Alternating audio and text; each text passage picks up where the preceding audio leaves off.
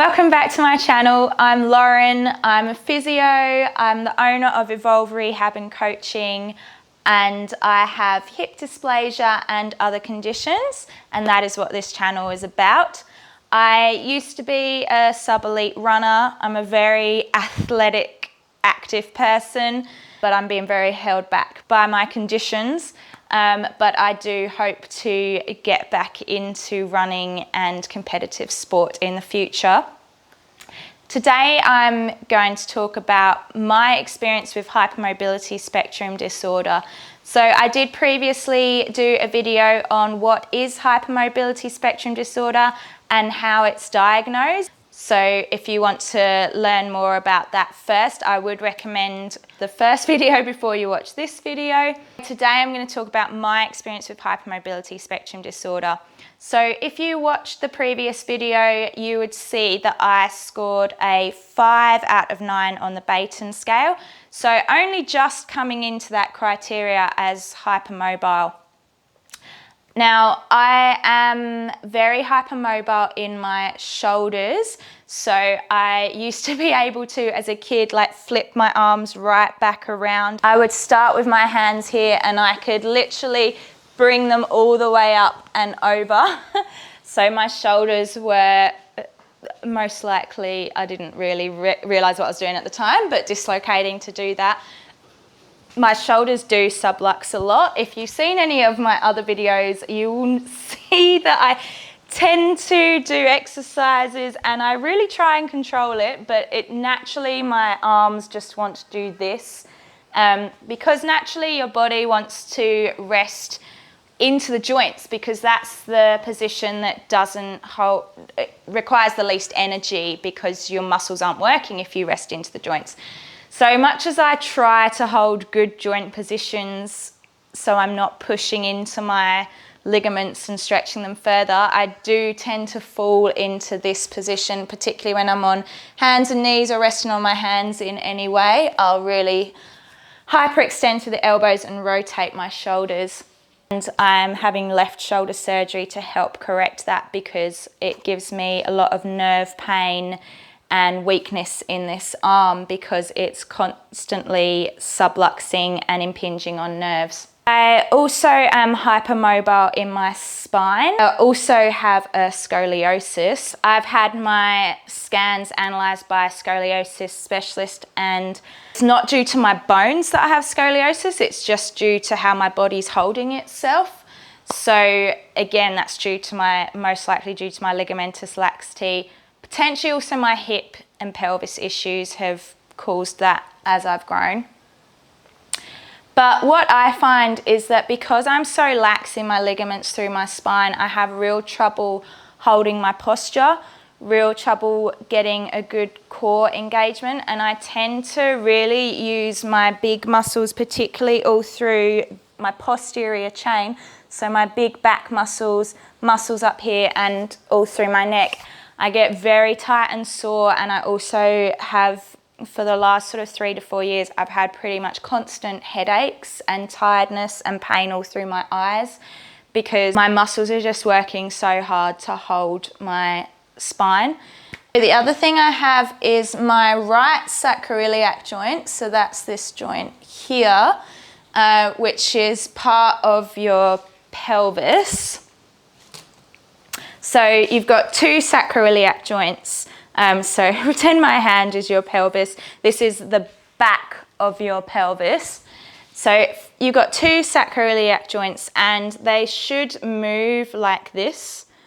I'm exaggerating it, they don't move that much, but just tiny little movements as you walk and do things. But it's a small movement just to allow your hips to move. There's so many ligaments around that area and that stabilizes them. My right sacroiliac joint actually subluxes, so it constantly sort of flicks right out. I constantly have like an ache there. Your sacroiliac joint and pelvis, it sort of really stabilizes your whole spine and your hips and your legs. And obviously, as you know, I have hip dysplasia, so I really need that sacroiliac joint to be stable to help me with my hip and my leg and also my spine and posture, which is all a problem for me. So I've been doing rehab till the cows come home for years, and unfortunately it doesn't really do anything for this sacroiliac joint because it's just so lax and mobile through those ligaments.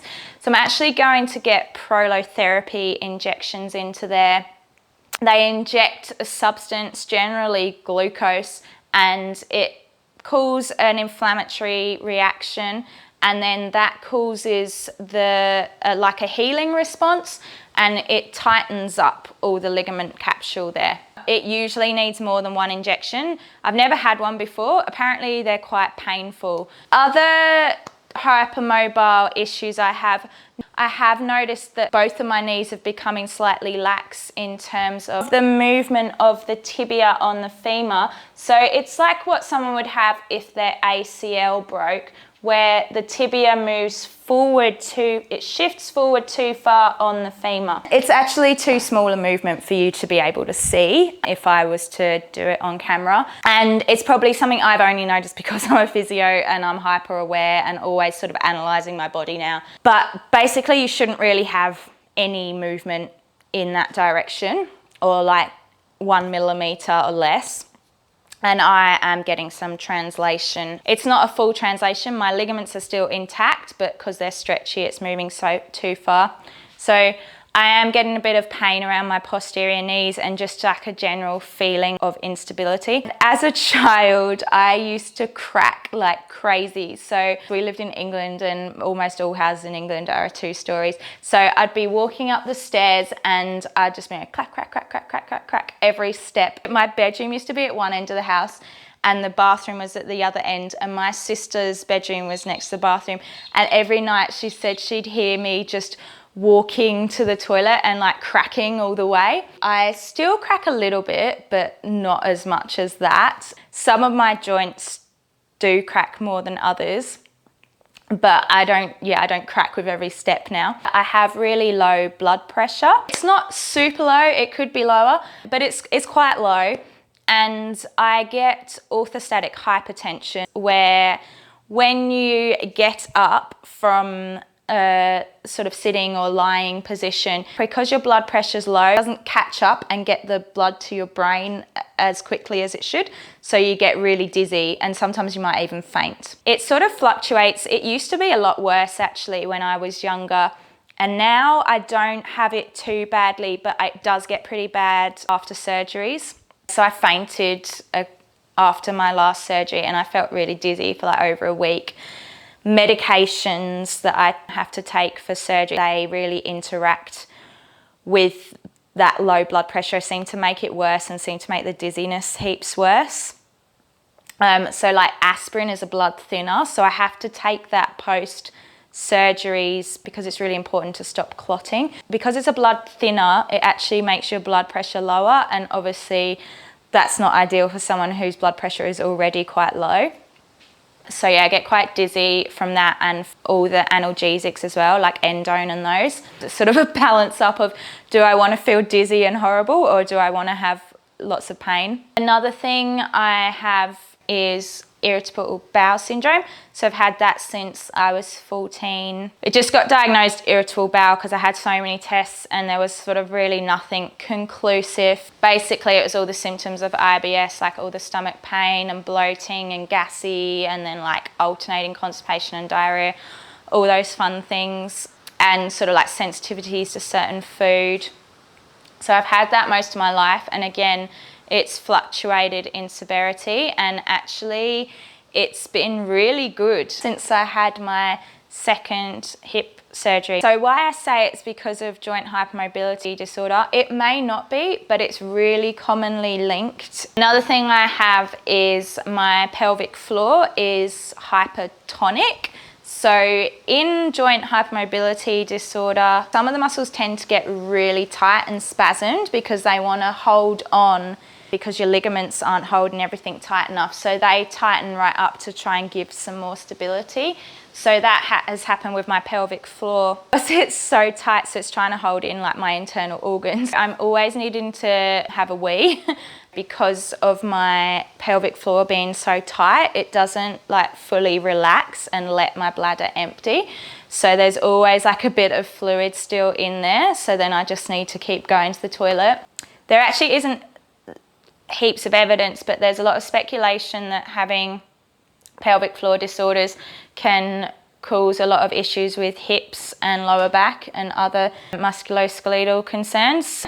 Another fun thing I have Raynaud's in my hands. Raynaud's is where basically your hands get so cold that they shut off blood to your extremities. So I just get it in my hands, but I do get freezing feet, but they don't go full Raynaud's. So it shuts off blood, so your fingers go really white. They just go numb and cold and horrible, and you can't really use them, and it's just really uncomfortable. So I'm back in my bedroom and I was just editing, and I realised that I left a few things out as to other symptoms I have because of HSD. So one of them is that I am ridiculously uncoordinated and clumsy. Like, I just drop everything. I've had to put a life-proof case on my phone, and I'm always smashing glasses and bowls and cutting myself when I'm chopping things, and like I bang into stuff. And yeah, if you ever see me with a ball or a racket, you'll know I'm the worst person ever at those sports. And that's really commonly associated with hypermobility spectrum disorder, because they say that you don't have proper proprioception in your joints because they move more. So things aren't always where you expect them to be, and you don't have the full muscle control.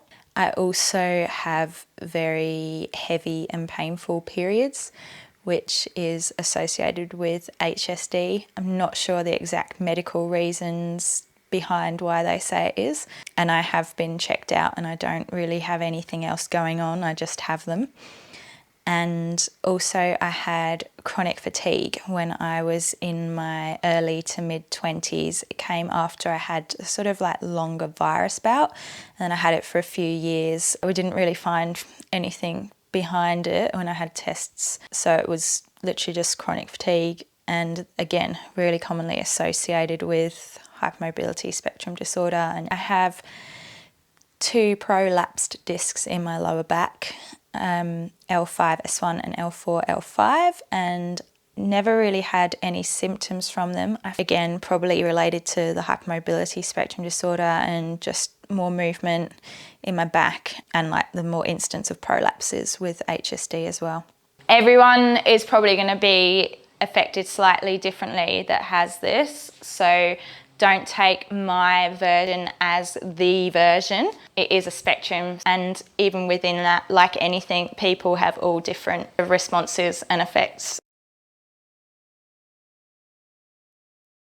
Please do like, share, comment and subscribe to help get my messages out to the wider YouTube community, so other people with got to me. Thank you, and leave me a comment, and if this is helpful, if you want to know more or you want me to do certain videos, then let me know, because I'm keen for any input. Thanks, and I'll see you again next time.